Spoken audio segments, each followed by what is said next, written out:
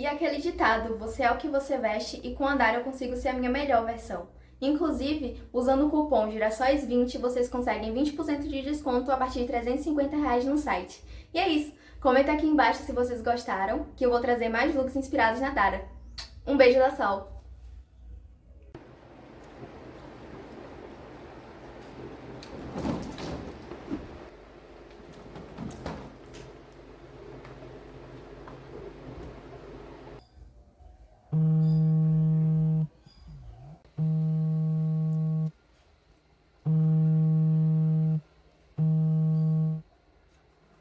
Que é, em hora dessa? Espera, olha logo o Trend Topics do X, você tá sendo cancelada. Anda logo.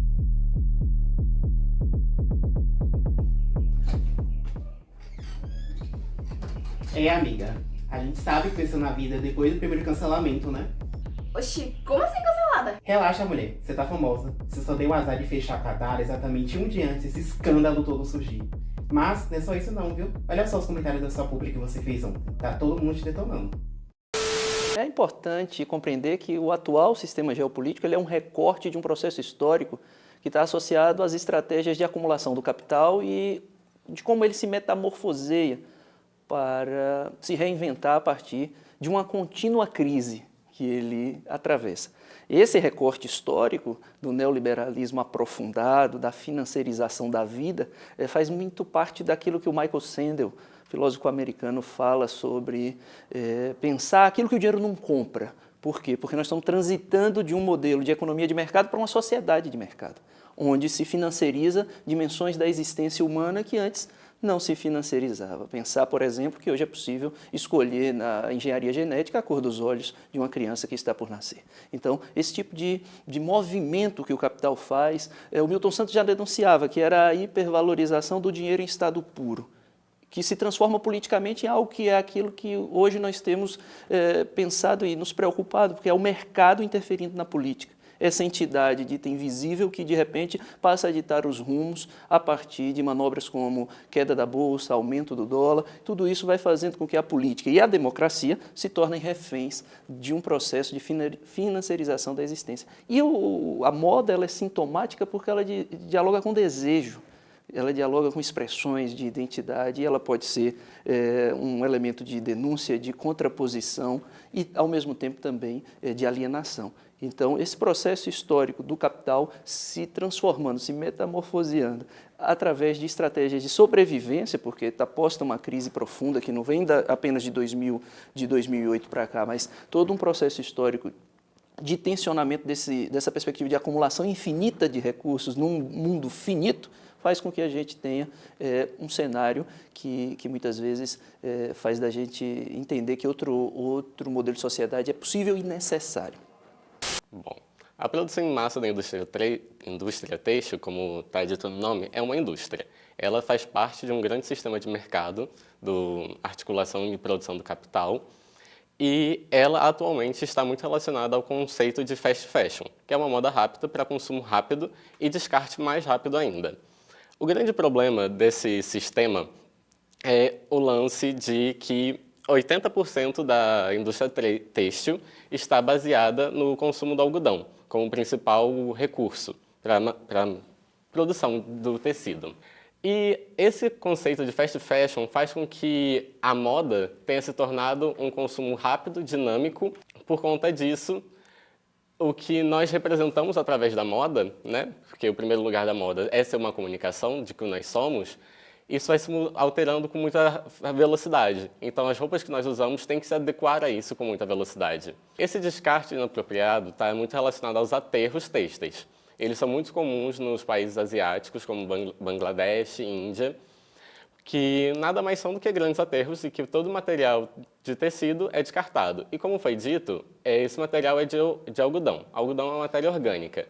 E matéria orgânica, eventualmente, entra em decomposição. Essa decomposição libera um dos principais gases do efeito estufa, que é o dióxido de carbono, CO2, e ele é liberado em grandes toneladas de gás. Isso representa, numa escala global, cerca de 4% das emissões totais de gás carbônico na atmosfera, o que é muita coisa. A indústria têxtil é a quarta maior poluidora e emissora de gases poluentes na atmosfera. ela fica atrás das produções de energia e do grande desmatamento de florestas tropicais. Mas aí há um ponto que nós precisamos colocar como também fundamental.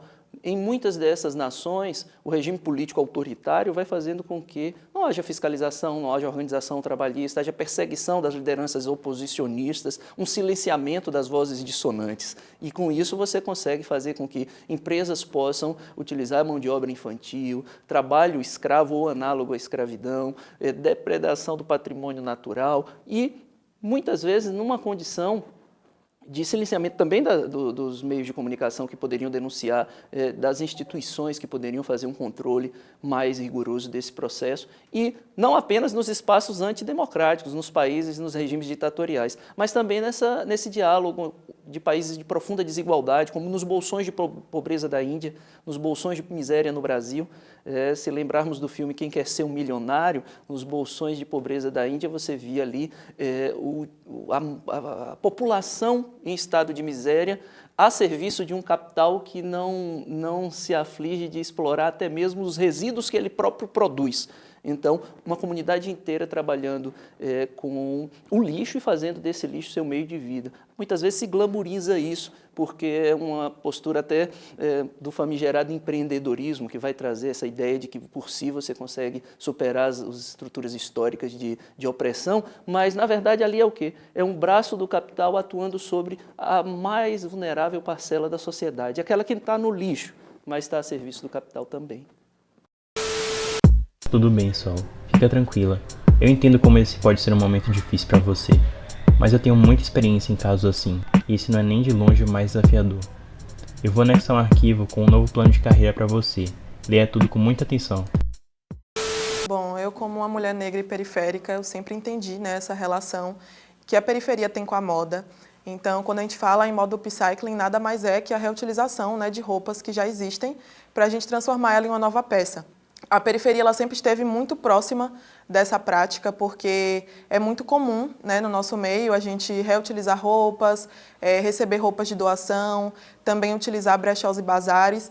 Então, esse upcycling é a customização, né, de peças que já existem para transformar ela em uma nova peça.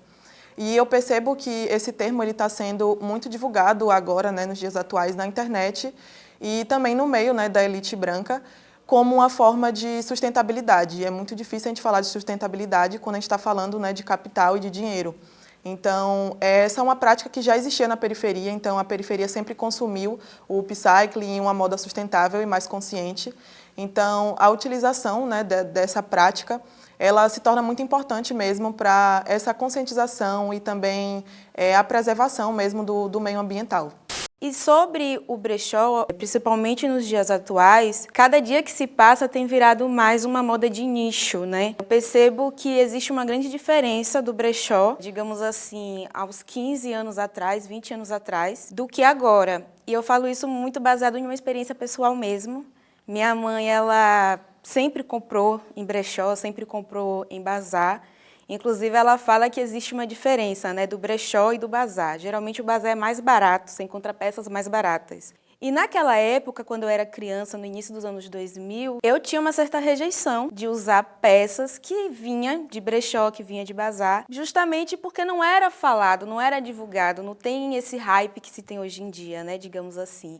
Era uma coisa muito para quem realmente procurasse, para quem realmente tinha essa preocupação, né, com o meio ambiente, ou então no sentido econômico. Eu acredito muito que minha mãe foi por este caminho, mas no sentido econômico mesmo, né? Então, ela se viu nesse universo desde muito nova e ela segue até hoje. Inclusive, ela já teve brechó, né, que foi dela. Foi por um curto período, mas ainda assim ela conseguiu, né, seguir nesse mercado vendendo peças. E assim, é muito de você procurar, de você pesquisar, né, tirar mesmo esses mitos, pesquisar não só no sentido de preço, mas no sentido dos benefícios mesmo, né, que o brechó ele pode trazer. Por exemplo, se a gente for pegar a indústria da moda, ela é uma das mais poluentes do mundo, né? Ela está dentro desse ranking das indústrias mais poluentes do mundo. E a gente sabe que muitas das peças ela é feita com material que vem do petróleo. E o petróleo é a primeira indústria mais poluente do mundo. Então, se a gente associar isso, a gente tem aí uma devastação muito grande. Eu estava até pesquisando sobre no que se refere quanto tempo uma peça, né, que vem desse material do petróleo, que é o poliéster, pode durar. E segundo um dado da Greenpeace, ele fala que, isso no ano de 2016, fala que essa peça pode durar cerca de 200 anos. Então, pense só, esse ciclo de você consumir uma peça que vem dessa indústria, que não tem uma preocupação de fazer com que essa peça ela dure, é uma peça que é feita justamente para o descarte, né? Oi, girassóis! Como prometido, toda terça e quinta a gente tem Fashion Hall por aqui. E hoje eu trouxe um pouco da minha nova paixão, que são os brechós. E é isso, eu tô vestida aqui com um lookzinho Mara, que eu já... Sol! Oi! Uma encomenda! Ah, deve ser das compras da Dara! Mulher, ultimamente você não tava comprando só em bazar? Você acha mesmo que eu vou usar essas coisas de defunto aqui? É só pra internet, pô! Queria falar rapidamente, não sei nem se isso pode ser aproveitado aqui, mas é uma historinha que conta uma estratégia de marketing de uma empresa automobilística norte-americana.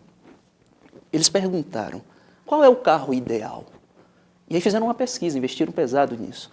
Nessa pesquisa, os norte-americanos responderam que o carro ideal precisava ser espaçoso, precisava ter diversas características que lembravam uma van. Então, essa empresa disse, eureka! Conseguimos a fórmula para a venda de veículos de sucesso. Isso posto, passaram à produção do carro. O carro foi produzido e foi colocado à venda. E, para a surpresa de todos, um fracasso retumbante. Então, essa empresa quis saber por que esse fracasso aconteceu e foi pesquisar os motivos. E aí, as respostas vinham no sentido assim, nós fomos perguntados qual era o carro necessário, mas não perguntaram para a gente qual é o carro que nós desejamos. E aí a empresa fez uma pesquisa sobre o carro desejado pela população média norte-americana, e aí vinham carros esportivos, tipo um Camaro amarelo e algumas coisas assim. Então, essa lógica do que se quer, do que se precisa, do que se deseja e do que se pode ter, é que precisa ser problematizada na sociedade. É pensar, como eu disse no início, do Michael Sandel, o que o dinheiro não compra? Justiça, o que é fazer a coisa certa? Quais são os limites éticos do consumo? E quem é que está por trás desse ideário, né, esse receituário, incutindo na nossa cabeça que ser bem-sucedido é vestir a marca tal, que ser fracassado é não vestir essa mesma marca?